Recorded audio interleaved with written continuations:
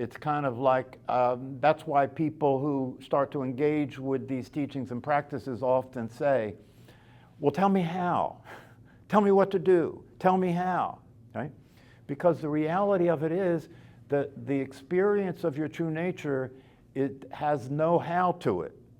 There is no how to it. There is no doing to it, right? Being is being, it's not doing, right? Doing is the expression of it, but it's not it. The emptiness expresses itself in form, but when it's in form, it's not the emptiness, it's the form. But even when it's the form, it's still the emptiness.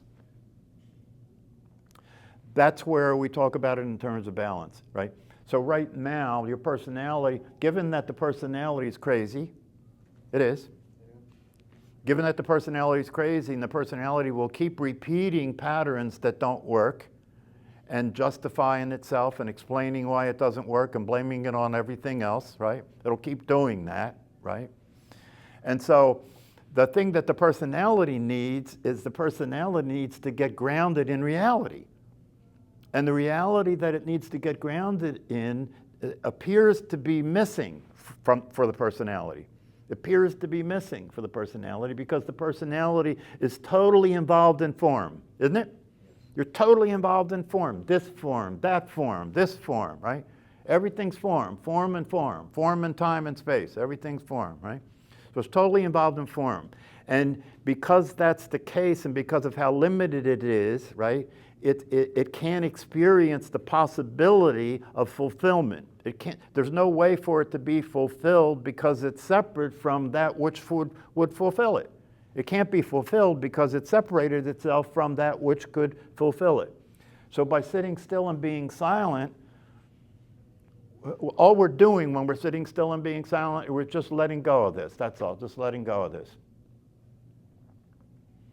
Sitting still and being silent. And when we sit still and being silent, we let go of this, but it keeps playing in the mind, and we will let go of it by moving attention away from that activity, but then it keeps bouncing back to that activity, and we move it away, it bounces back, move it away, bounces back, move it away. But if we keep doing this, right, eventually where this is starts to occur as a reality instead of just something that you bounced off of. It starts to occur. It starts to get evident to you that there's a there there. It starts to become evident there's a there there. This is not just a mirage. This is the mirage.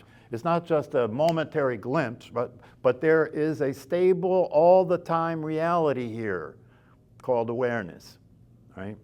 And so instead of being attached to the form and believing that the form is all there is, right? And this form is covering over, it's veiling and it's covering over the awareness, right? So you don't even notice the awareness. You take the awareness to be a quality that you have. You think you take the awareness to be a quality that the form has.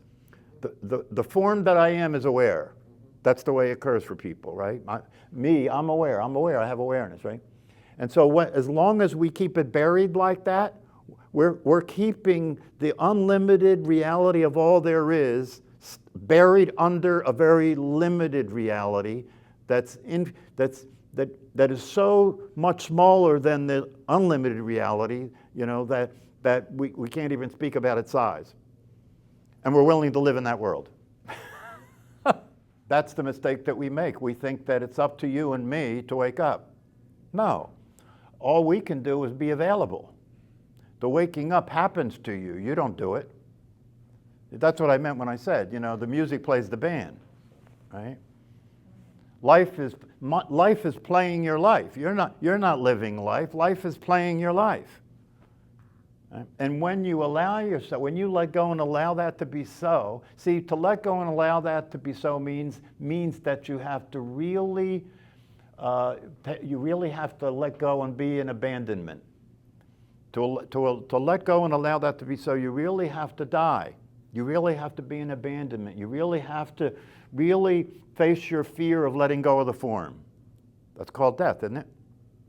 Face your fear of letting go of the form. But you can face your fear of letting go of the form while the form is still apparent, And when you face your fear, letting go of the form and allow yourself to sit still and be quiet, so this eventually quiets down and dissipates, then you can experience something that was there all along. That's right. When you're practicing meditation, all you're doing is making yourself available. You can't make it happen. How can you make something happen that's already happening? All you can do is realize that your idea about it, that it's not happening, is not true. It's happening.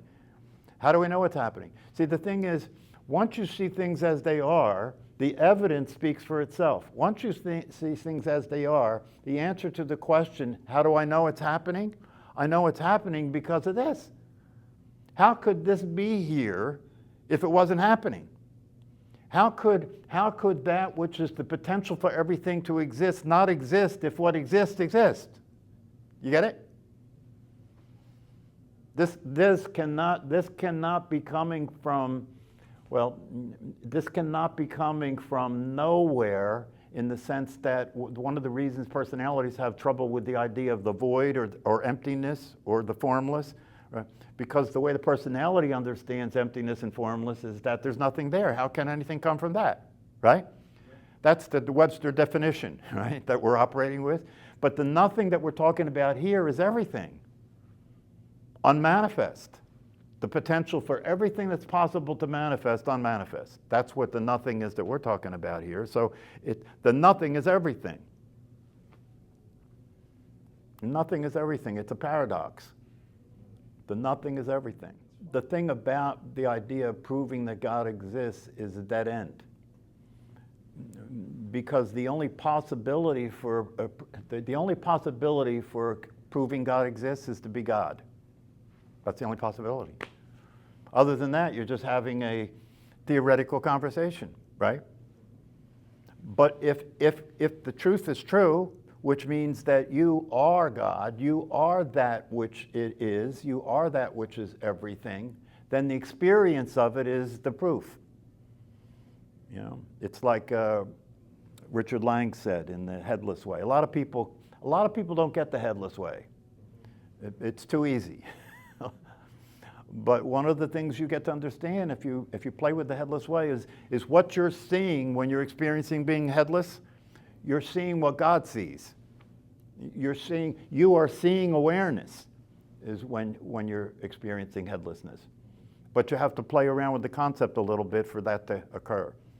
That's why in the headless way, there's experiments. The experiments are experiments that you can do so that you will accidentally stumble upon being awake. Yeah, because you can't make it happen. You can't make it happen. So you can save all the energy that you think you need to make it happen and just relax. That's the whole teaching, is to relax. The only problem with that being the whole teaching is most people can't understand what that means. How can I possibly experience the truth by just relaxing? Well, the answer to that is because you can do that because the truth is already happening and you're already experiencing it. So all you have to do is relax, and so that eventually you notice it instead of being in the way.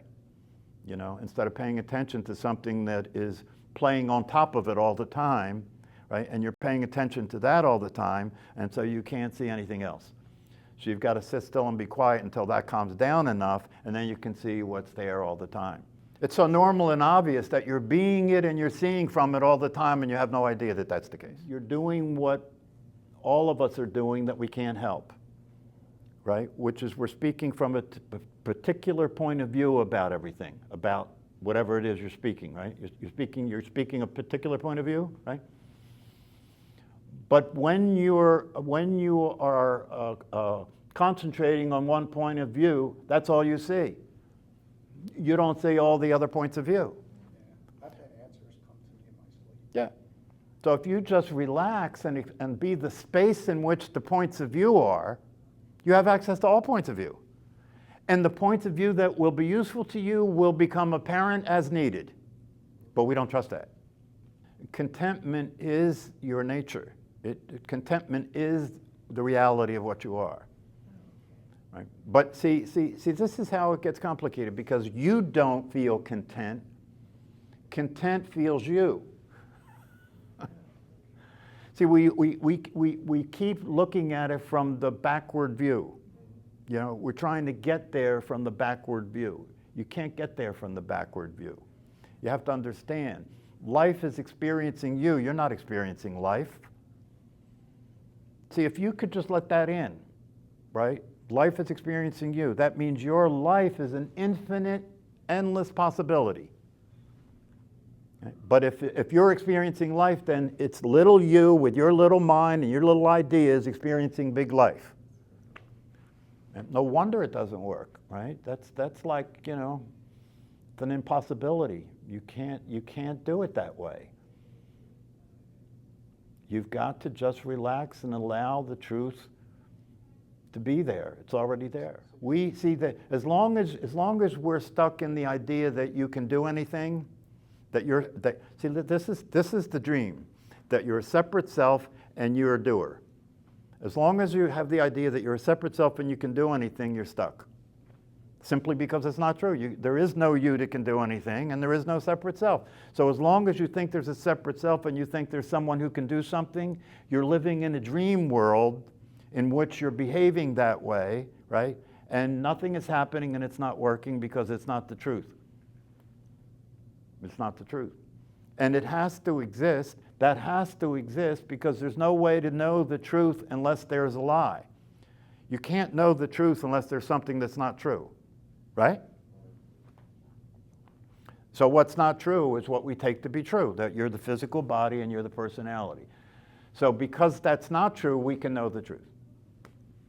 And then when we know the truth, we end up finding out that the truth was that even what we thought we were that was separate, right, was awareness. The gig is up.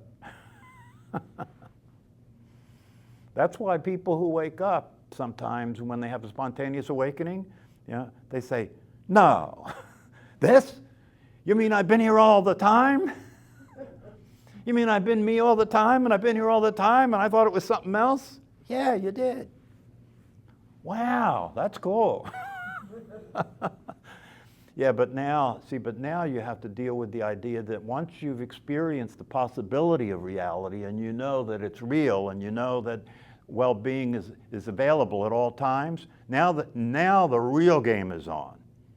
Now the real game is on. How do you have that experience be a stable, consistent experience that you're having? Practice. That's how you got where you are. You practice being stupid. And you got really good at it. You even put the S on your thing. So look that guy up. What's his name again, Bob? Charles Eisenstein. Charles Eisenstein. Look that dude up. I don't know much about him. All I did was listen to a couple of his videos, and he is speaking very clear truth, especially as it relates to where we are right now after this election.